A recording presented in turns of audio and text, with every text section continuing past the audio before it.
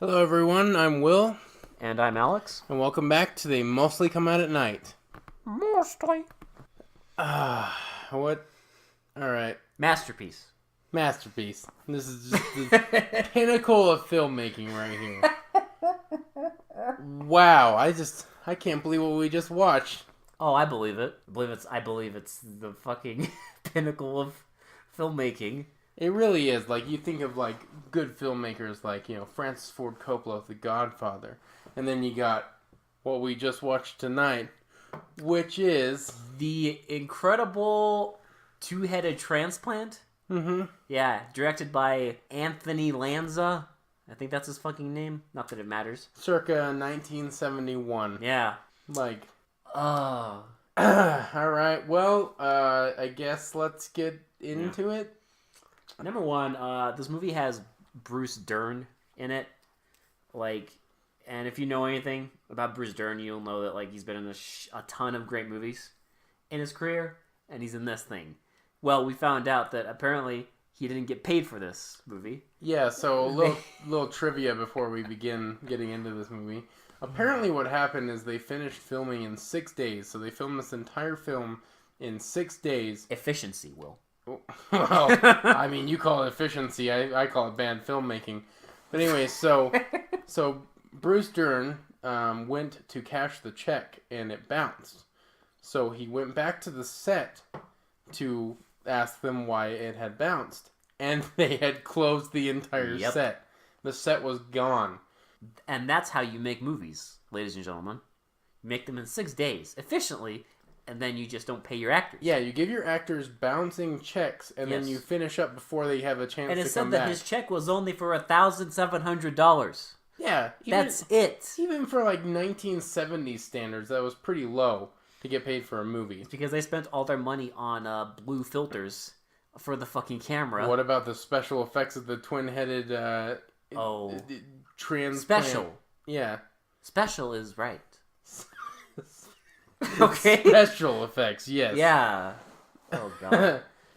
Okay, so I guess now's as good a time as any to get into the movie and see what our final thoughts were. Alright, cool. So anyway, it starts with this psychopath, something Gas or Cass. I think it's Cass. I don't even remember his fucking name. I can't remember. I think his last name is Cass. Let's just call him Eyebrows. It starts with him, trying to attempt to rape this woman. Yeah. And he's, on top of her and kissing her. After he's already murdered her mom and dad. Yeah, so it'll, cut to them, cut to the parents. Did you say cut? Oh. Did you say cut? If you thought corpse grinders, jump cuts, oh, man. This director had such a boner. This brings it to an art form. He had a boner for fucking the jump cuts. Mm-hmm. They would just out of nowhere too. It happens a lot during the movie, and the first half of the movie is almost every scene transition is it'll show a quick flash of something, and then you'll go back to whatever it was before, and then the next scene will continue. And no fading or anything. It's literally just cut. Just drastic. Yeah, it's like a fucking horror. It's like jump scares. It's immediate. Yeah. So Cass or whatever his name is attempting to rape this woman, rips off her shirt, and then the cops come by. Yeah. And he leaves her there. Yeah, jumps out the window. Which is obviously plastic. Yeah. They didn't even try going for fake glass. It was just plastic. Fake glass costs too much money. Apparently. So just put plastic on. For this film, it anything costs too much money. So he jumps out the window and gets away for a minute. I mean, he runs away. Yeah, and they're right outside, right? Yeah, and then they point a gun at him. And he raises his hands up and then just does this weird smile. Yeah. I swear, the actor that played Cass, he just acted in Eyebrows. His facial expressions were his only acting. Yeah, that's why I just refer to him as Eyebrows, because that's all he is. That's his whole acting is he doesn't deliver much lines in the film. It's just weird facial expressions. He'll contort his face. Fucking eyebrows. Yeah, it's all goddamn day. It's really funny actually watching him act. Oh, it's hilarious. Oh man. So he gets caught. So he gets taken to a court. So it's kind of funny. Talk about jump cuts. So it's showing him like the police holding him up, and then it like a gavel pounds. And it jumps to the gavel, and then it goes back to him. Being held up by the cops, and then the gavel pounds again. And it goes to court, and then it goes back to the cops, and then the gavel pounds again, and then it shows them in court. That's how almost all the transitions in the first half of the movie are. Saying that he was like. He was deemed insane. Yeah, deemed too insane at the point. Yeah, he's angry, but then he smiles. Yeah. So they send him to... No. Well, I have to mention. The judge has a portrait of Abe Lincoln kind of off-center. Mm-hmm. Which... So, government offices, they tend to have, like, portraits of presidents, but it tends to be the current president. Not the president from 100 fucking years before this movie was made. Yeah. So, I don't know. Symbolism, maybe? And it's just kind of like, off-center. Were they going for, like, weird sense of symbolism? Like, that? Look, it's a court. We should probably put, like, some pictures of the president This movie is Abe Lincoln's legacy. You think... Yeah. Yeah. You think, Sure, Abe Lincoln's legacy. This is what it leads to. Fair point. This is what it led to. That's what it led to. I mean, if Abe Lincoln saw this, he'd probably be rolling in his grave. But definitely his legacy. Yeah, for sure. So he gets taken to a correctional facility. It's an institution because he's insane. Because he's deemed too insane for prison. So he gets taken away, and then it shows the doctor. Yes. And his associate, Matt. It doesn't even show the doctor first. It shows his friend. Matt. Oh, no. Yeah, you're right. He drives up to the house. He drives up to the house and knocks on the door, and then... Get used to this fucking house. Yeah, because you see it the entire... 90% of the movie takes this place was here. the only location, I guess, they could get. Like, this and... The house? The house and, like, the surrounding hills. Yeah. That's why it only took 6 days to film this thing. Yeah, because they had one house and then a bunch of surrounding area. That's it. That's all they had. Yep. And it shows. Oh, yeah. So he goes up to the house, knocks on the door, and the wife answers the door, right? Or does the doctor? Because I thought the doctor was in the... Well, before that, doesn't it show, David? Oh, yeah, you're Davey? right. Okay, yeah. David, yeah. So, like, they're trying to knock over the stump. Yeah. David and his dad. Mm-hmm. And David's, like, this weird, like... he's, like, this bigger guy, but, like, he has, like, these weird, like, puffy shoulders. Yeah, to make him look bigger. Yeah. Yeah. They made him look, like, really huge, like, really muscular. But it looks ridiculous because it looks like they just padded out his shoulders. It's padded. With a bunch of... It's like they stuffed socks. It's like they literally stuffed socks in your sleeves. It almost looks like the knee pads they used on Torgo.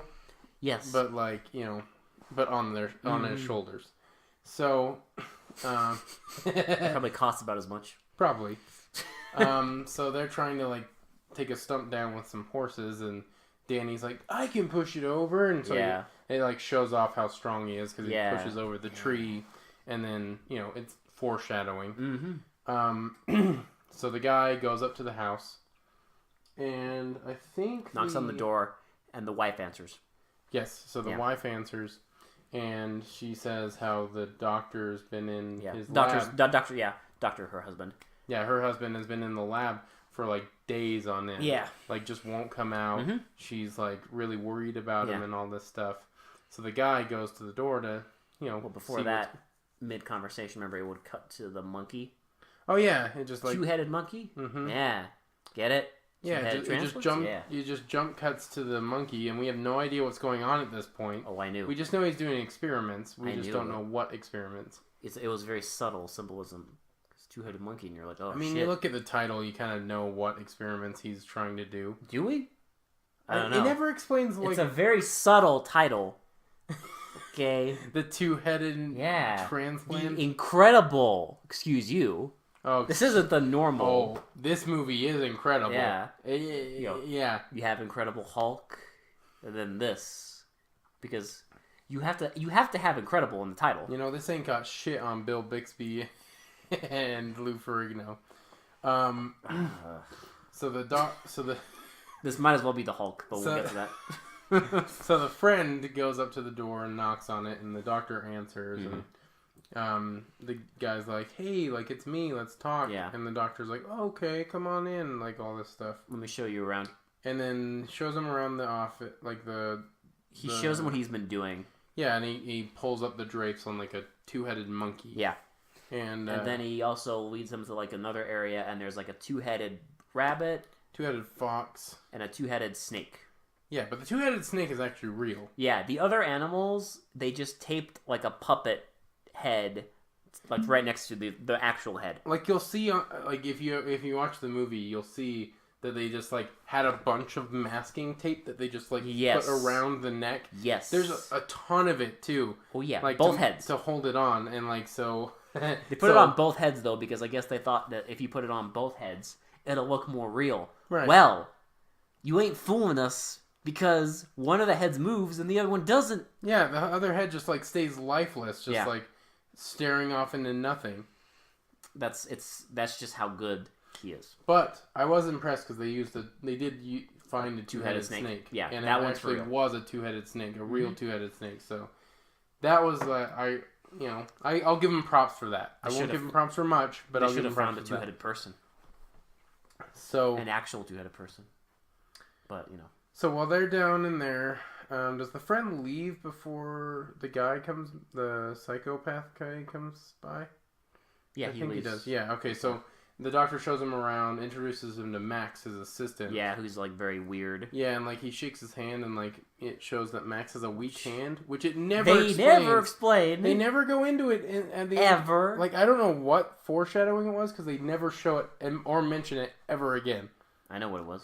He masturbates too much. But he has, like, this weird hand. It looks like he almost has, extreme arthritis. Like, white, on both hands. And I think that's maybe what they're going for. I have no idea. Like, I think they were trying to show he's, like, old and weak, which is why the idea, I think, is that he wants these experiments to succeed because I guess he wants, like, maybe hand transplants. But again, none of this is... Or he wants to be transplanted onto a healthier body. Yeah. Like, something like that. It alludes to some sort of fact, but it's so hidden in the movie. It's, like... Yeah. It's hard to, like, know what's actually happening. Yeah. It's hidden to the point where it's non-existent. Right, exactly. Matter of fact. So, they do that and, like, they talk, whatever, and... So, they talk and whatever, and then the monkey, like, the friend leaves, and the monkey starts dying. Yeah. And it shows, like, the doctor kind of consoling his wife and saying he promises that it'll get better and, like, promises that they'll go away somewhere when he gets done with all this stuff. Yeah, because she's lonely. Yeah. She wants the D. Well, obviously. I mean, like, he's been gone for, like, ever. Yeah. Like, he's always in his lab, never pays any attention to her. I don't know what they do for money. It never explains that. Nothing. Apparently not. Apparently Nothing. Their house is completely paid off and they don't have to pay paid any off. They don't bills. have to worry about anything. Yeah, so... She doesn't work and he just does his weirdo experiments all day. Who knows? It makes a point to show that the wife is lonely. Yes. Like, the wife is looking for things to do. She wants to, like, she wants to have, like, a connection with her husband. Which makes sense. Mm-hmm. Like, that part... Does that go anywhere? No. Oh. Really? Nothing in this movie goes anywhere. I disagree. So there's a biker scene that goes places, but... So the doctor goes back into his lab, and the monkey somehow just dies. Because it has a bad heart. Well, and they think it's because of the transplant. The transplant But then failed. he dissects it, and it's actually because the original monkey had a bad heart. Yeah. And it was going to survive if the monkey was healthier. Yeah. So then they decide, okay, it's a success. But then it's a success, and then it jump cuts... Like, it shows them, like, looking at the monkey, and then jumps cuts to the psychopath. It does. Like, there's a scene before that. Oh, is there? So, there's a scene where the wife is, like, doing gardening. Oh, you're right, yeah. And she tries to get Danny, right? Yeah, Danny, to help, because, like, I guess she wants to, him to not be so, like, lonely or whatever, and wants him to be involved. And then, like, either Danny's dad or the doctor is like, no, leave him alone. And they explain the backstory of Danny's, that he got trapped in a mine cave-in, and when he was like 8 years old or something, and basically the lack of oxygen gave him permanent brain damage, so that's why he's like basically special needs now. Which I was like, okay, Yeah. wow. Actually, one of them has Yeah.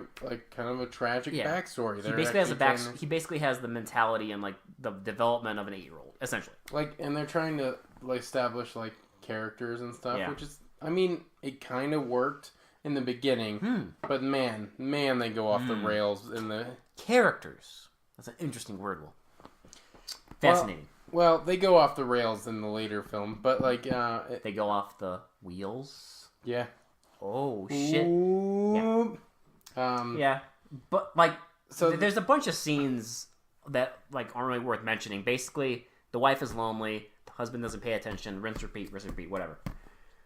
And then it does the jump cut. Yeah, so something just non-informative is happening, and it just jumps to the psychopath like choking out a guy, choking out an orderly in the with his eyebrows. Yeah, just and like licking his lips and stuff.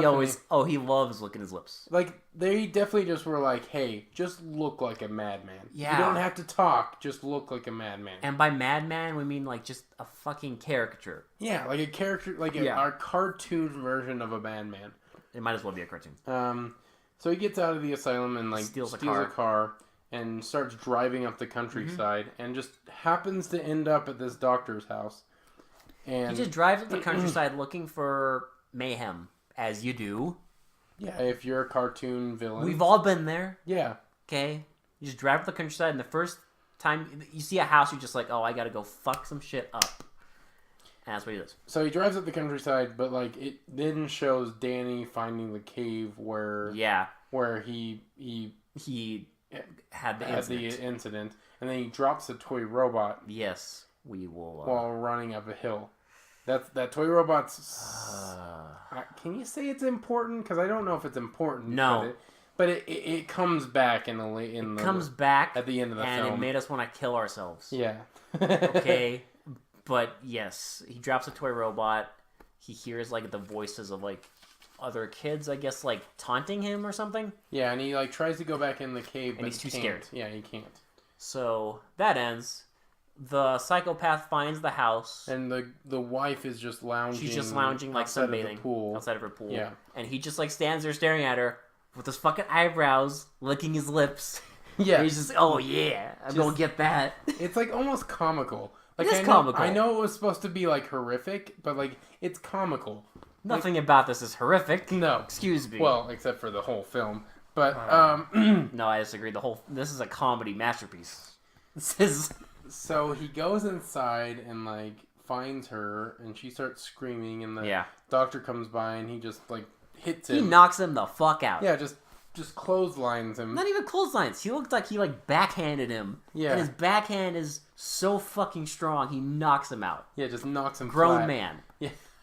So struggles with the wife, like he ties up the husband.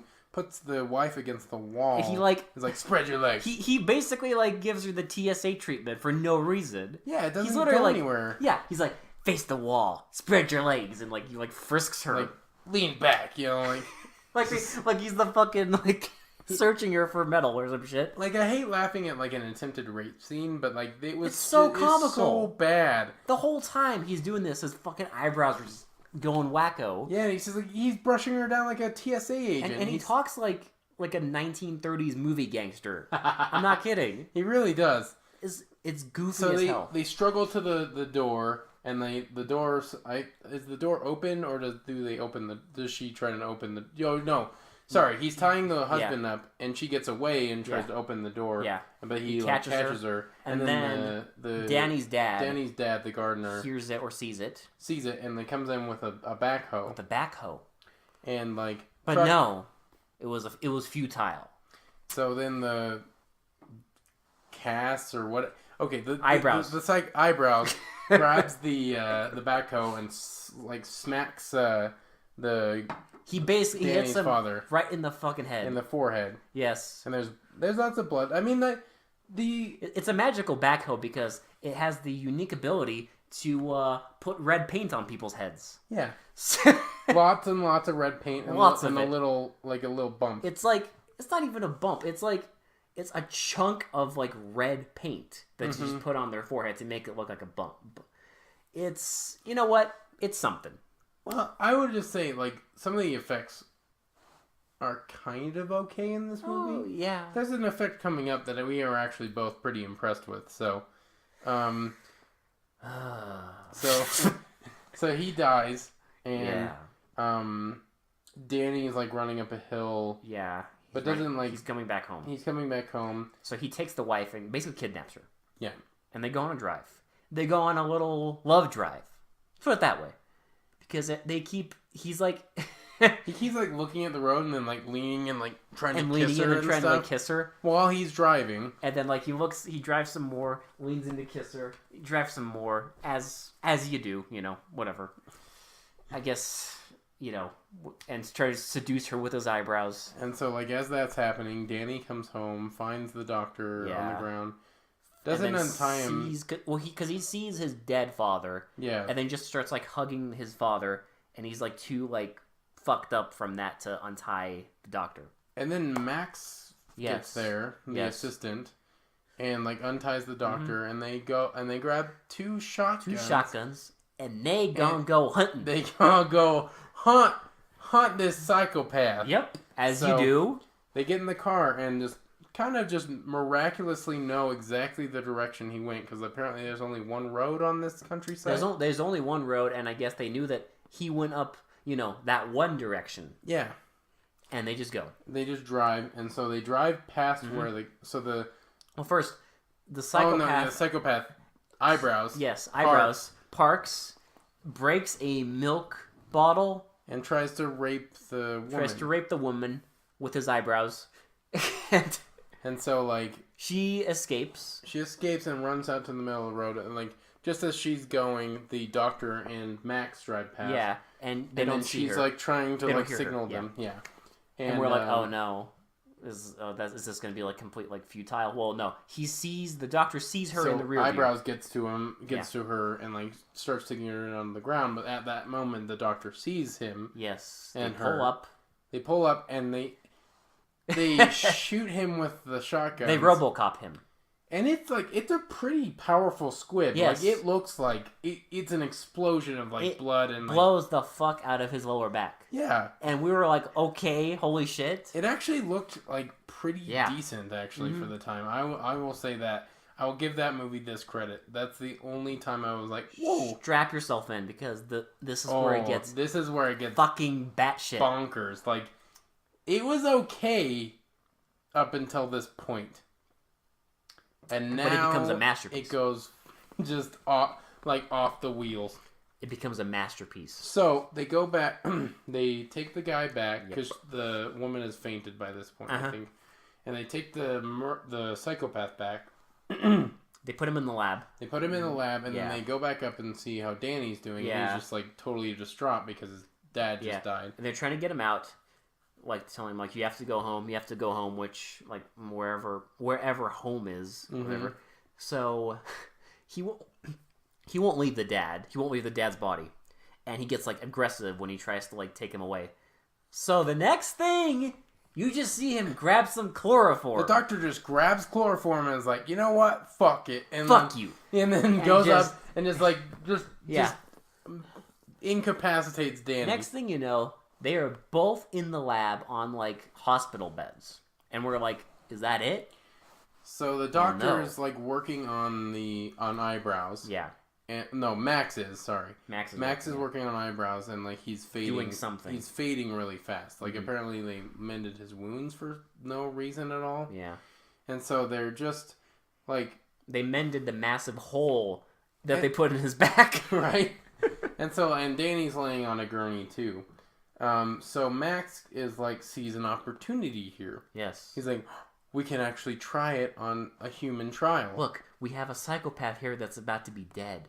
And he actually says the word retard. He's like, we have a retard and a psychopath. Yeah, he's like, we have basically that they have a retard who, he doesn't have a father now, and that, like, no one will care, essentially. So, and they have a mentally deficient person that thinks they're 8 years old and a psychopath. What could go wrong with combining those two together? Oh, and the mentally deficient person is ridiculously strong.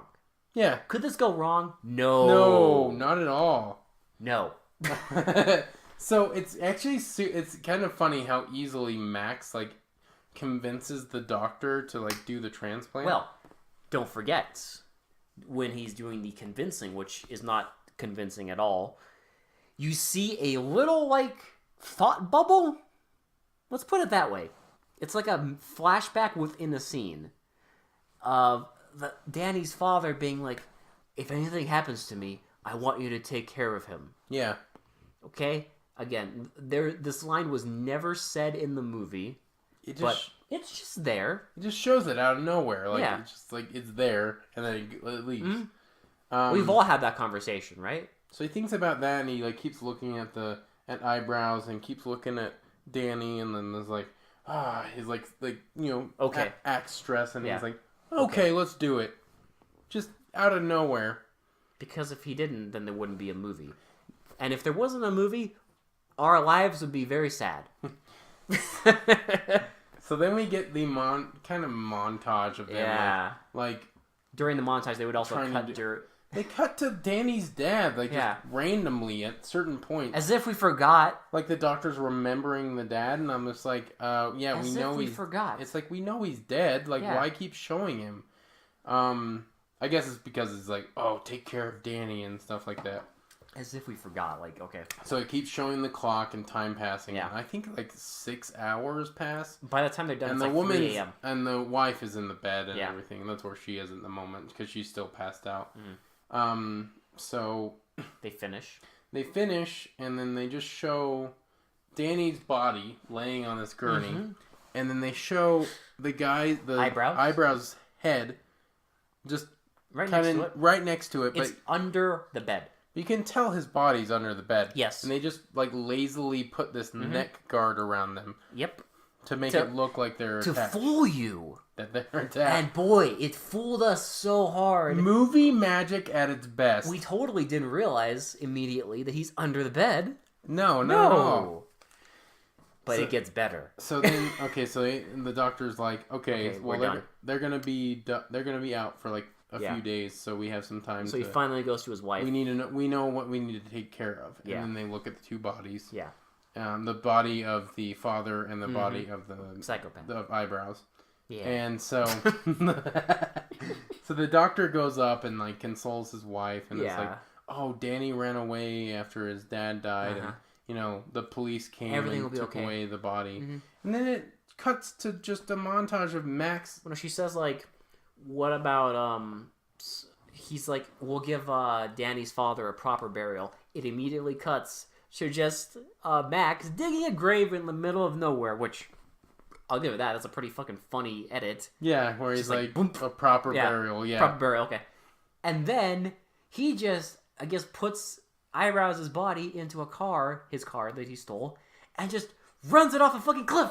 yeah. Max just runs it off a cliff. That's where they spend all their money. Yeah, Is that car, because they actually do run a car off of a cliff. they actually destroyed a car. It was real, so That's where the money went. yeah. That's why they couldn't pay the actors. Right? Alright, so then we get to a scene where it's back in the lab, and they start waking up. And the transplanted mutant, I don't know what to call it, the two-headed transplant starts waking up, and so the Eyebrows wakes up and like does this like crazy like... Eyebrows? Yeah. Eyebrows does the eyebrows. Yep. Okay. And then like Danny They put him back to sleep. Oh yeah. They're in the lab first, and they put him back to sleep. Yeah, because they notice them waking up, and then so they put him back to sleep. And they put him back to sleep, and then I think the doctor goes to his wife, and she finally gets the D that she's... Like, after that traumatic experience, yeah, like, the doctor he's finally pays ready. attention to... He's finally ready to pay attention to his wife. Finally He's been ready. living in his house all fucking day. He's finally knows this is her again. So it shows that, and then it goes back to the lab. To the lab. And, like, Eyebrows wakes up first and is like... What's funny is he immediately knows what's going on. They're both totally... Well, okay, so no, Danny's not coherent of what's happening. Danny isn't. Because Danny wakes Eyebrows up and knows. is like, what's going on? And he's like... Eyebrows like... I'm your new brother. I'm your new brother. I don't have a brother. Oh, I'm your new brother. Like, just like... I'm in charge of this body I'm now. in charge of this body now. Like, Okay, if you've ever seen Courage the Cowardly Dog, remember the episode with the toe? yeah. That is what he sounds like. Yeah. Yeah, see? Yeah, see? Like, I'm in charge of this body I'm now, in charge yeah. of this body now. And then, like Danny starts moving around. He's like, you're hitting me. Like, Stop twitching. stop twitching. And, like, they, like, all right, I'm gonna try and get out of here. And, like, so he lifts his arm and, like, He snaps lifts one off arm, one of the other arm lifts. and then he lifts up his legs and Yeah. snaps off all the restraints. And gets up, and it, like, he walks up, like, he starts walking, but Yeah. you can clearly see it's just a dummy It's head. a dummy head on an actual person. Yeah, and it never shows the dummy head. They make sure to, like, show it from, It's only either Danny's angle. only Danny's angle or from really far away. Yeah. But then you see the amazing special effect when it's the two heads. So it's Danny's body, Yeah. and then Eyebrows is just like Leaning He's over like- his shoulder. it's like they put him behind him like on a ladder, and he is just leaning over his shoulder. yeah, just squeezing That his head is- over his shoulder. Every fucking shot. Yeah, every shot is just him, like, leaning over Danny's shoulder. That's it. Yeah, resting his head on Danny's shoulder. That's it. Yeah. Look, the moral of this movie is literally anybody can do this, kids. You too can make a movie. Yeah, if Is you it- want to. You don't even need any effects, technically.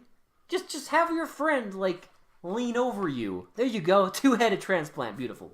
Well, Done. they did the, like, neck restraints the entire time, Oh, too. yeah. Just to, like... Just to fool Because you. the neck restraints is connected, so, like, they have it, like, wrapped around both their necks. They have it, I guess, to try to fool you. So they like, you know, the Eyebrows wants to check out his new body. He's like, this'll do, and, like, looks at his, like, how strong it is. Yeah.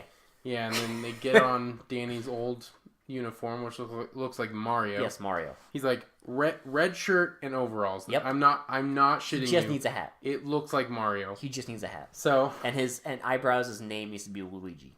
right, It'll be well, perfect. pretty much, yeah.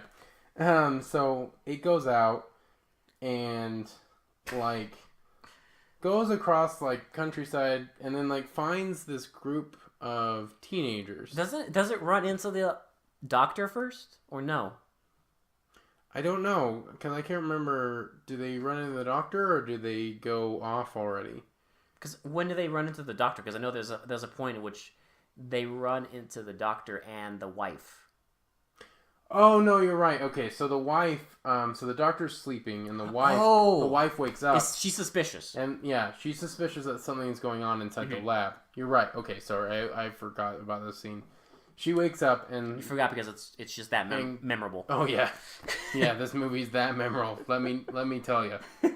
So she grabs the keys off the off the nightstand and goes into the lab. And this two-headed transplant hears her coming. Hides behind the door. Hides behind the door, and then, like, immediately as she's in the door, slams the door. Yeah. Just revealing himself immediately. She screams. He knocks her He doesn't knock her out. She just faints. Yeah. Which she does every time she sees him. She faints. Oh, that's true.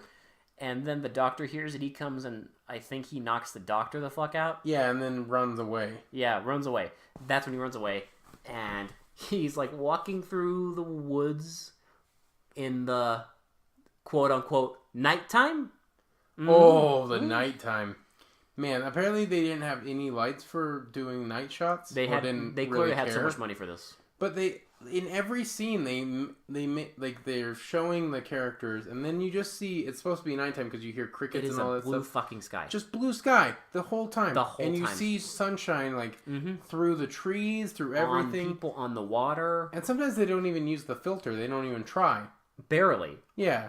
Barely. Like- It's not that they don't try. It's that he is wandering in like the middle of open grassland. There's no shade anywhere. It is daytime. And it shows the sky. Yeah. Like it doesn't like do like close-ups where it doesn't show the sky. No. It shows the sky see clearly. it. Blue skies. Very clearly. Like this is the worst use of day for night I've ever seen, and I've seen Carnival of Blood. Oh yeah. No, this is worse than Carnival of Blood. Yeah. This is ridiculous. At least Carnival of Blood tried to hide At it a least little they bit. filmed some of that in nighttime. Right. None of this is nighttime. None of it. Even the scenes of like her in the bedroom, you see like the fucking light shining through the windows. Yeah. It's like at no point did they even attempt to film at night. Right, exactly. It's just like, I don't know. It's a special. It's special filmmaking. So the two-headed transplant finds these teenagers. It's like a lover's lane trying to thing. get their like Mac on. Yeah, it's 2 cars with teenagers. So he goes up to one of the cars and like they're making out, and the guy in the car just like doesn't see him, but like she's worried, and so he reaches up and locks the car. So in mid makeout, right before Transplant Man is gonna open the door, he just like mid makeout reaches up without looking and locks the door. Locks the door because she's worried. Yes, smooth. So then Transplant Man goes to the next car over, which is like it has one of those soft like tops, a canvas top, yeah. And so they're making out, and she's like, "No, I'm worried." And then like, she sees him. And then they sit up, and she sees the Transplant Man. Yeah, she sees him, and she screams. She starts screaming, and he like just puts his fist through the top of the car, and like reaches in and like grabs both of them, like each by the neck, each by one hand, each by the neck, and like starts just like shaking them. Yeah. Do you think that scene could have used a few more close-ups? No, it was just all close-ups. It's just like literally just like they're fucking like hair covering their faces, and you can barely see the hand. Yeah. Close-up of the guy, close-up of eyebrows, close-up of Danny, close-up of the girl, close-up of the guy, close-up of eyebrows, close-up of Danny. Yeah. And Danny's crying, and like eyebrows is just like his face is going just crazy because he's just like like it's just that whole time, and then then they die. They just slump over. Yeah. And he like. Do you think that scene could have been done better? Maybe. You think there was some way you could have made that more effective? No. Like show a fucking wide shot. No, it was beautiful. And that's all you needed. know, if they're going for stupid, you know what they should have done? They should have had him lift them up and then like clonk their heads together. I wish they would have. I do too. That would have been beautiful. That would have been beautiful because he's like, he's so strong. You just show just something, but no, he just chokes them, and it's like done in like the most ridiculous close-ups ever, and that's it. Yep, riveting. Yep, and then he walks away, and the other 2 kids are just like they see it. They see it. They tell the cops. They're all worried, and they tell the cops. And then it comes back to the doctors, and the wife is, for very good reason, upset. And the doctor's like, "Oh, you're crazy. Like it's okay. Like you'll be fine. It'll be fine." Locks her in the lab, and then like runs off to go hunt the transplant man. There's also, and then it shows like the cops investigating the crime scene, and they're just like, "Yeah, those kids say." Hold on, I'll do my impression. Yeah, those kids say. Yeah, he sounds like Bert and Ernie. He sounds like Bert trying to do a country accent. Yes. I know like it's like so for no reason because the sheriff is like normal, and then his like deputy or wherever the fuck he is, he sounds like he's from fucking Dukes of Hazzard or some shit. Yeah, it's ridiculous. He has one of the best lines though. Jekyll and Hyde joy juice. We'll get to that when they actually. Oh no! So yeah, they go back to the place, the house, right? Yeah. To investigate, see where Danny's run off to, because they think that only Danny could leave those big of footprints. Yeah. And only he was strong enough to like kill these 2 teenagers. So the doctor's already locked the wife in at this point, and he lets him in. They talk to the doctor and Max, and then Max is in there. He's making sure the wife doesn't scream. Right. So the doctor is like stalling and telling him like, "Oh well, I don't know. We haven't seen Danny or his dad because they took another job, so they're not here anymore. And my wife is out of town." And then like the wife breaks something, and he's like, "Oh, that's just my assistant Max." And then Max comes out, and so like whatever. They fool the sheriff. Sheriff leaves. Then the wife like knocks over a fucking like little like gurney of like knives and stuff, Yeah, like little And like scalpels. Max and... comes in and just looks at it like he looks at it as if she just like pissed in his fucking breakfast. Like destroyed their entire life's work. It's the same look you would have if like someone you knew just like took like your fucking, I don't know, like your computer and just broke it. And he's just like, you bitch. It's so stupid. Oh man, it's laughably It's stupid. hilarious. So then they go out, they lock her in again. They lock her in again and go out to find Danny. And then we get next our favorite scene of the entire movie? Yes. Oh, this scene. It's so amazing. Suddenly we cut to, oh no. They're in, oh my god, I almost forgot. They're sleeping in the cave now. The transplant man. Right. They're sleeping in the cave, and then they get up, and... Hold on. I need to get this fucking line. Because they start talking, and they're hungry. And they start walking, and he's like, let's go find food. And he just says to Danny, Eyebrow Man, is just like, I'm hungry, imbecile. Yeah. Let's go get food. I'm hungry, imbecile. Like, no pause in between that. No pause. He's trying to call Danny an imbecile, but Yeah. he's like, I'm hungry, imbecile. Yeah. And he's just like, he tells him, like, Danny's like, when can I see my dad? He's like, your dad told... your dad told me to look after you until he's, like, better or some shit. Mm-hmm. So that's, like, his whole thing. And it cuts to these bikers, and I immediately cringed because I fucking hate biker movie shit from this era. I fucking hate it. So there's a woman biker cooking breakfast. She's cooking like 3 tiny chunks of meat. Yeah, in Very, like this cast iron pot on a fire pit. Yeah.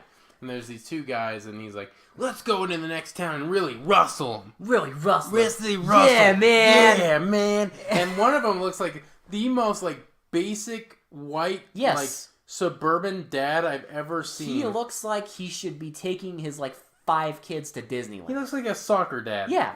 And he has a haircut and everything. He has like this goofy like fucking 60s Walt Disney haircut. And he gets up and he has a swastika. Okay. He has a swastika just kind of like just stapled. Like stapled onto his jacket. It's like a white swastika. And at first we're just so baffled by this scene. I'm just like, does he have a fucking swastika? Yeah. For no reason? No reason. I guess to establish that these are bad people, you know? I have no fucking clue. And then the woman is like, hey, if you're not gonna be ready for the food, then you're not gonna get it, mister. I was like, oh my god, these are the most convincing bikers ever. So the chubbier guy that was like wanting to rustle the next town drives off. And for some reason. And like the other biker goes down into the river to like wash his face off. And Danny shows up. And Danny shows up and she's like, "You gonna get some?" And like Danny like walks behind her and she knocks her the fuck out. Yeah, temporarily knocks her out. And the guy comes back up and he's like, "Oh!" And like pulls out a tiny knife, a tiny switchblade. And I do mean tiny. It's tiny. Okay. Tiny switchblade. The kind of thing you might buy it at like 7-Eleven. He starts swinging it. At Danny. And oh my god, this whole quote-unquote fight scene is it's close-ups of fucking eyebrows making like the same face and licking his lips. Yes, like, but it's like they have one shot of him going with his eyebrows and licking his lips, and they just plug that shot in randomly, just to remind you, you know. So the guy finally gets a leg up, stabs him in the arm. And well, no, you forgot that he gets spooked by a fucking bush. Oh yeah, no, he leans back and like a fucking branch freaks out over a bush. A branch like hits him in the back of the head. He just freaks the fuck out. I wonder if that was a mistake and they just kept it in the movie. Who knows? They might have just kept it in because they didn't have enough money to reshoot it. Right. That's what it looks like. But he does that, and remember he trips over her at one point. And the log. He trips like twice. Log. So eventually she gets up and she just kind of sits there watching this battle royale unfold. Right, and then the motorcyclist finally stabs him in the arm, and Danny gets over him. And it's so fucking clunky because you don't even see him stab him. It's just like they cut away and suddenly there's just a tiny knife poking out of his arm. Yeah.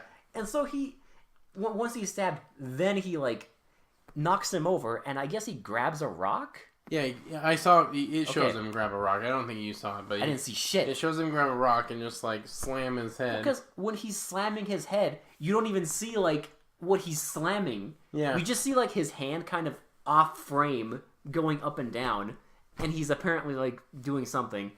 So again, the woman is laying there, just kind of like staring at this. And my favorite part. Yes.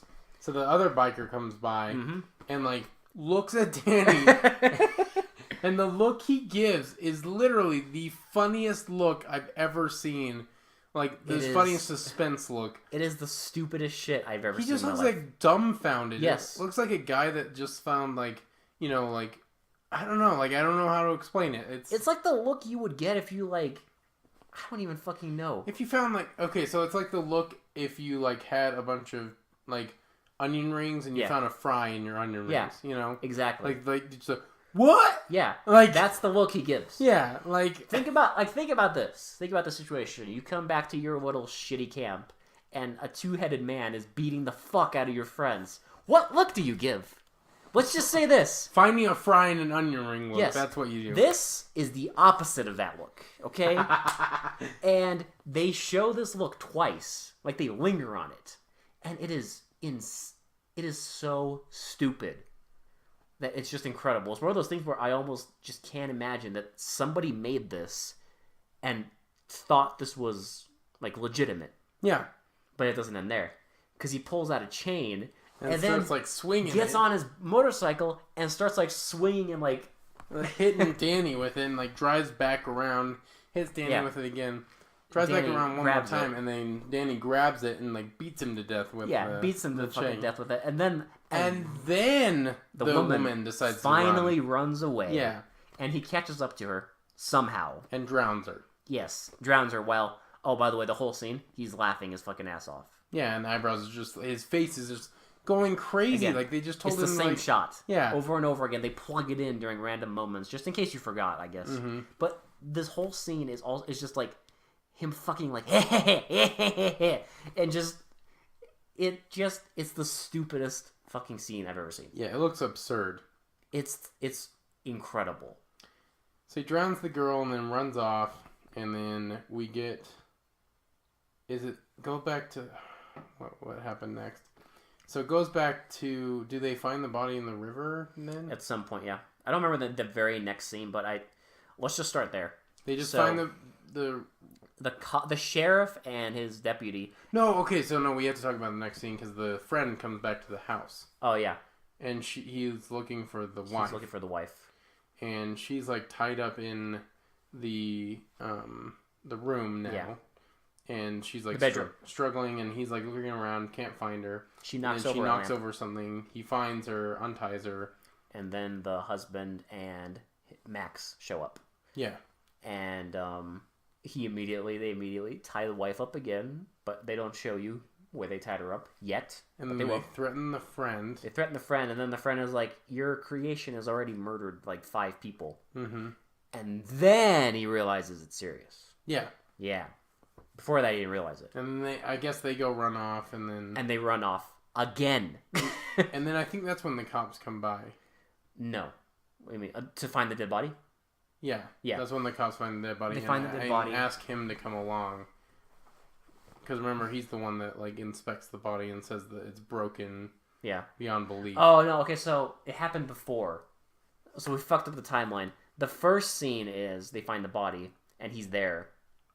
And he's like, he looks at the body of the woman, and he's like, man, every bone in her body is broken, which, let's just say that she does not look like someone who's had every bone broken. It didn't show him, like, doing just showed anything. Him sticking her head in the water. Yeah, just showed him sticking her head in the water. But the scene's also goofy because there's just, like, these random, like, bozos just kind of, like, standing around the body, just kind of staring at it.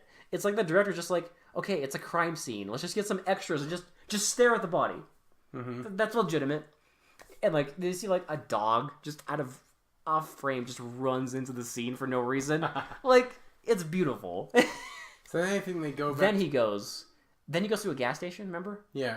And the gas station attendant tells him something, and then he gets suspicious. Yeah. So and then he goes, and then that's when that happens.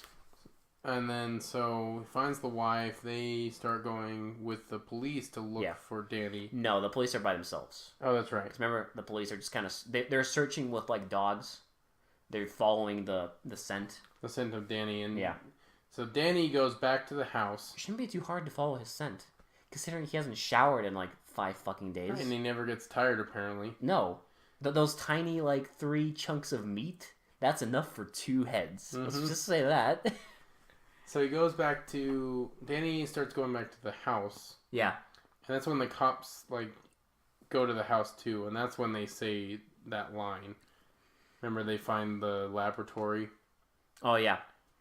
Yeah, Danny goes to the house and, like, just smashes everything. And then... And the wife's locked... The wife is locked in a cage. Locked in a cage at this point. A very big cage. Yeah, because the doctor... Again, locked her inside and told her to calm down. Told her to calm your fucking tits. So then Danny goes in, like, rips the chain off the... Yes. And she passes out again. And he kidnaps her and just takes her away. Then the cops come by and... And that's when he says the Jekyll and Hyde joy juice. Yes. Jekyll and Hyde joy juice. Look at this Jekyll and Hyde joy juice. First of all, what the fuck is joy juice? I don't think we want to know what joy juice is. I want to know. I don't think we need to know. I need to know. So then they... I'll be honest, I think they just made it up. They probably did. I mean, they probably thought they were clever with that line, but they weren't. Like they stapled a fucking swastika onto a biker who looks like a fucking dad. I mean, so... This movie's very hip with the times, okay? So, Danny and Eyebrows, the transplant, decides to take him back to the cave. And they're followed by... Everybody. So the woman keeps dropping her shoes, and they follow the trail back to the cave. The doctor and Max go in the cave and try and like confront... the final confrontation between Danny... They want to shoot him. But Max convinces the doctor not to. By aiming a gun at him.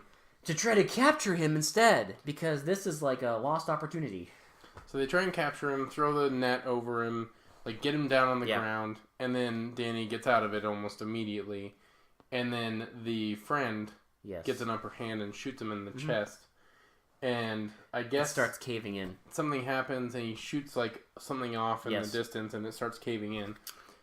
So then the friend... The greatest mine cave-in scene ever happens. Oh, yeah, where it's just a superimposed image of dust falling. Yes, it's superimposed dust with, like, plastic rocks falling on people. Yeah, and I say plastic because rocks, Max is knocked over and a fucking rock hits his head, and his reaction is the reaction you would have if like a pillow hit your head. Yeah, it's nothing. Like a minor annoyance. Yeah, exactly. So Max and the doctor are knocked down or pinned down in the cave, and the friend and the wife get away. Yes. And then Max, the doctor, and the transplant man, Eyebrows, all start succumbing to this cave-in and get caved in the house, in the cave. The transplant gets shot in the ass too, don't forget. Oh yeah, that's right. And the friend shoots him in the ass too, so that's why he gets knocked over. Yeah, it's a very deadly shot. And then before the final cave-in, the doctor like crawls over to Danny, his creation, and grabs his hand, and then that's the last we see of him. The cave-in happens. It's poetic. Yeah. So by poetic, I mean pathetic. So then the friend and the woman get out of the cave, and they tell the sheriff that it was Danny that did all the murders, and that the doctor and Max didn't make it either. Yeah. And then we get an image of them walking away with the toy robot. Remember? Just showing. Oh, shit! And then the end. The end. And the fucking music plays again. Because there's this indie 70s. There's like this 70s folk song that plays 3 times during the movie. I think it's like the theme song, but I'm not sure. It might as well be. So yeah, that's the end of it. That's how it ends. It's pitiful. Final thoughts? This is pitiful. I thought it was hilarious. I mean, it is hilarious. I thought it was just funny the entire way through. This is probably my most, my favorite out of the ones we've watched. That's not saying this is a good movie. But it is so stupid. Well, I think it's my favorite just in sheer comedy factor. Like, the other ones were goofy. That biker scene? But man, this one just takes the cake on goofy. Like, we were laughing hysterically at that biker scene. It is beautiful. It's so pitiful. If you don't want to watch the movie, at least watch that biker clip because it is hilarious. It's incredible. If you can find it on like YouTube or something, please, I implore you, watch that scene because it is incredible. It's amazing. And the fact that like the ending is such a goddamn fucking just nothing. They just get caved in, and that's it. Yeah, that's it. It's literally a movie where almost like that's the final confrontation. Like that's it. It's like kind of anticlimactic. Yeah, it's like just nothing happens. But at the same time, it's so stupid that it adds to the amusement. And I would agree with you. Like my final thought is it's pretty pitiful too, but I thought it was hilarious with like without the intention of being hilarious. The best part is that it just keeps getting dumber the more as it goes on. Oh yeah, because that ending is just pitiful. It's just pitiful. And if you want to watch it for yourself, you might have to rent it. It is available on Blu-ray and stuff. I don't know why you'd want to buy it, but you can rent it on Amazon for like $4. I think is what we did in HD. In HD, yes. You. Yep. Someone like remastered this thing, so you can watch those beautiful day for night scenes in crystal clear HD. So you can clearly see blue sky. It's beautiful. Yeah, it's beautiful. But if you want to watch it, it is on there. And I think that's it. Just a quick heads up.